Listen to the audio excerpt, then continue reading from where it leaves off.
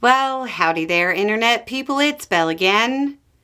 So today, we're going to talk about SCOTUS being asked to take rights from 26 million Americans.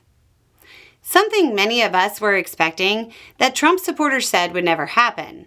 The United States Supreme Court has officially been asked to overturn Obergefell v. Hodges. The challenge is being brought by Kim Davis. Yep, that one. She's the Kentucky County Clerk who wound up getting jailed for almost a week after she refused to issue marriage licenses back in 2015 or so on religious grounds. Why her? Because of her case back then. She's one of the few people in the country that have legal standing to challenge the decision. Her petition is the first time the court has been asked officially to overturn the decision that enshrined the right of about 26 million Americans to get married. In the petition, her attorney referred to the majority opinion written by Justice Anthony Kennedy as a legal fiction and said the decision must be corrected.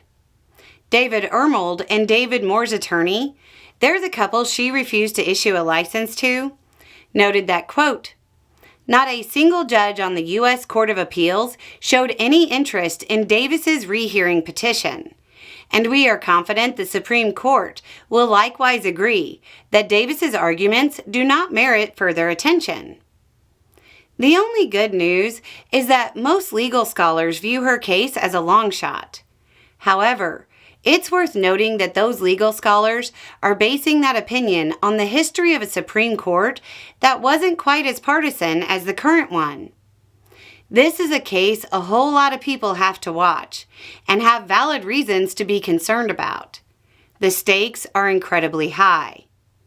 Most states do not have state-level protections for same-sex marriages.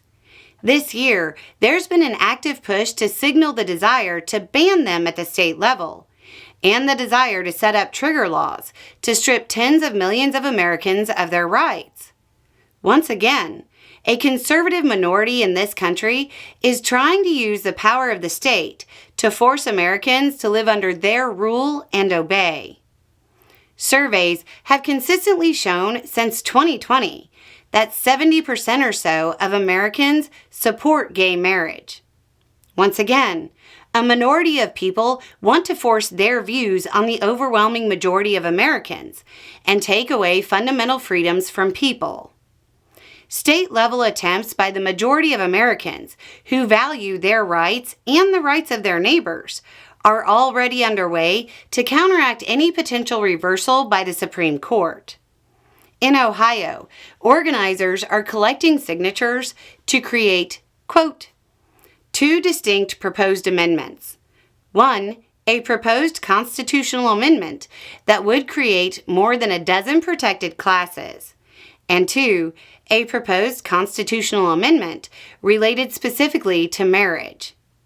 Simply put, the first one stops discrimination based on, quote, race, color, creed, or religion, sex, sexual orientation, gender identity or expression regardless of sex assigned at birth, pregnancy status, genetic information, disease status, age, disability, recovery status, familial status, ancestry, national origin, or military and veteran status.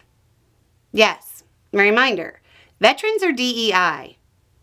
The second one changes Ohio's ban on same-sex marriage to an amendment that protects all marriages. We can safely assume the fight to protect Americans' right to get married is going to feature prominently again in the news cycle. Many Trump voters said this was impossible.